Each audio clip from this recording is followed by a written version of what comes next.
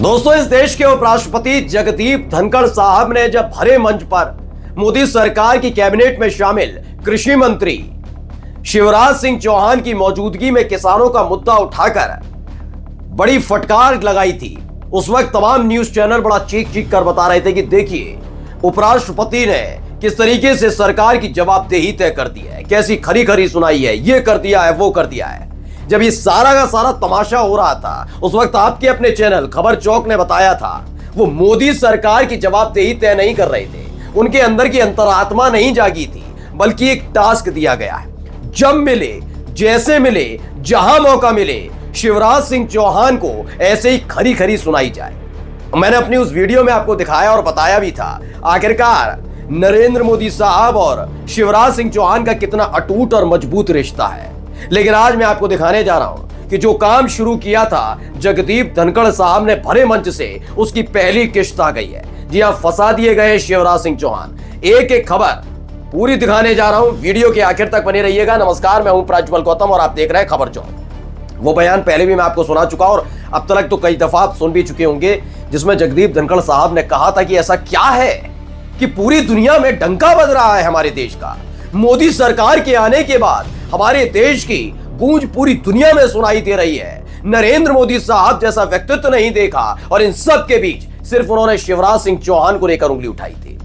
उन्होंने कहा था कि क्या वजह है, कितना सब होने के बाद भी हमारे देश के किसान को बार बार अपने खेत खलिहान छोड़कर सड़क पर आना पड़ता है, मांगों के लिए धरना देना पड़ता है, प्रदर्शन और आंदोलन करना पड़ता है। ऐसा क्या है, कौन सा ऐसा वादा है जो सरकार पूरी नहीं कर पा रही? ये जवाब दीजिए कृषि मंत्री महोदय। लोगों ने कहा, वाह जगदीप धनखड़ साहब, अचानक से इतना गुस्सा। मैंने तब भी कहा था ये गुस्सा और नाराजगी नहीं है, ये टास्क तय किया गया है। इस देश के उपराष्ट्रपति अपने संवैधानिक पद पर बैठने के बावजूद भी किस तरह की भाषा शैली का इस्तेमाल करते हैं और क्या करते हैं किसी से छिपा नहीं है, और इसीलिए उनके खिलाफ अविश्वास प्रस्ताव आया है राज्यसभा में, आपने देखा भी। लेकिन यहां खेल दूसरा है। जैसे ही उन्होंने ये बयान दिया और बड़ी बड़ी डींगे हाँक रही थी इस देश की मीडिया, मैंने आपको बताया था उनके निशाने पर सिर्फ शिवराज सिंह चौहान है और उसका असर क्या है, वीडियो देखिए पहले। बैठे हैं वो आना चाहते हैं दिल्ली की तरफ और एमएसपी की डिमांड कर रहे हैं, लीगल गारंटी। बता दीजिए सर, शंभू वाले किसान आना चाहते हैं, कुछ कहना चाहेंगे आप उन्हें? सर कुछ कहना चाहेंगे? मैं तो हर मंगलवार को भैया किसानों से बात करता हूँ, वो मिलने के लिए आ सकते हैं आपसे। धन्यवाद। देखिए चेहरा भक सफेद पड़ गया शिवराज सिंह चौहान का। दरअसल मैं शिवराज सिंह चौहान की तारीफ करता हूँ, जी हाँ, बट दिल खुले दिल से कहना चाहूंगा कुछ ऐसे नेता हैं जो वाकई तारीफ के काबिल हैं। उनके बयान, उनकी चीजें भूल जाइए, आप याद रखिए। अगर आप हमेशा ये कहेंगे कि नरेंद्र मोदी साहब के मुकाबले कोई नहीं था गुजरात के अंदर, तो आपको यह भी जान लेना चाहिए कि मध्य प्रदेश में शिवराज सिंह चौहान जब तक सियासत करते रहे, हिम्मत नहीं हो पाई किसी की। ये भूल कैसे जाते हैं लोग। लेकिन कोई मोदी के कद के बराबर पहुंच ना जाए, इसीलिए मध्य प्रदेश में शिवराज सिंह चौहान के नाम पर वोट देने के बावजूद, बीजेपी की प्रचंड बहुमत की सरकार बनने के बावजूद उन्हें साइडलाइन कर दिया गया। ऐसा ही वसुंधरा राजे सिंधिया के साथ किया गया, क्योंकि ये जानते हैं गुजरात वाली जोड़ी कि अगर इनके कद के बराबर का कोई नेता बन जाएगा तो वो अगली लाइन में लग जाएगा कि मोदी के बाद कौन, शिवराज सिंह चौहान या वसुंधरा राजे सिंधिया। इसलिए दोनों को साइडलाइन किया गया था कि उस पैरामीटर पर खड़े ही ना हो पाए जहां नरेंद्र मोदी साहब खड़े हैं।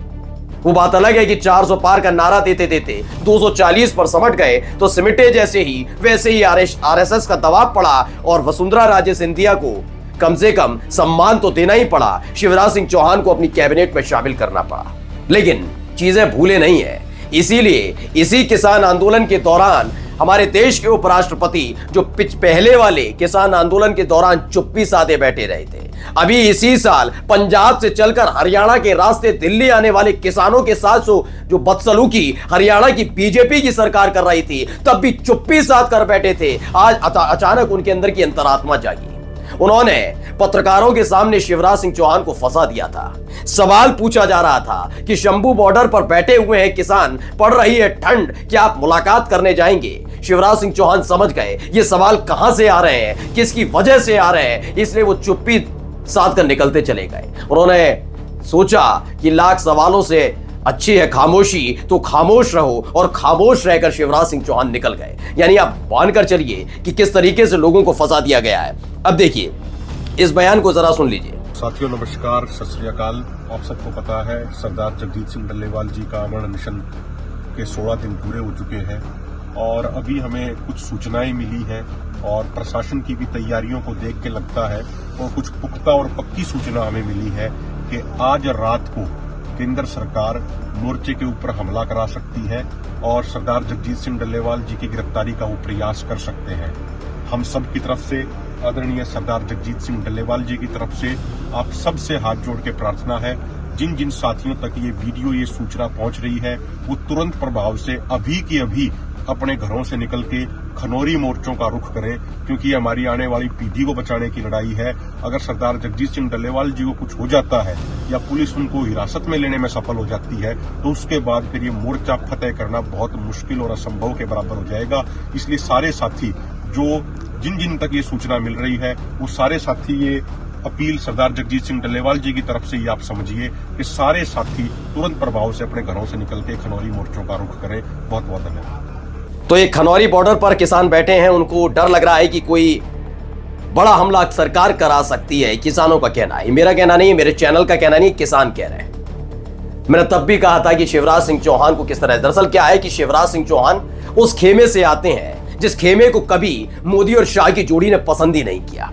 बात अब की नहीं है, बात 10 बरस पुरानी है, जब एनडीए को अपना चेहरा नियुक्त करना था, सार्वजनिक करना था कि एनडीए की तरफ से कौन प्रधानमंत्री पद का दावेदार होगा। लाल कृष्ण आडवाणी पूरी तरह से तैयार बैठे थे, तभी खबर आती है कि गोवा अधिवेशन में नाम प्रस्तावित किया गया है नरेंद्र मोदी साहब का। आडवाणी नहीं जाते हैं, लेकिन आडवाणी का समर्थक करने वाले सुषमा स्वराज, वसुंधरा राजे सिंधिया, यहां तक कि शिवराज सिंह चौहान भी इस बात से खफा नजर आए थे।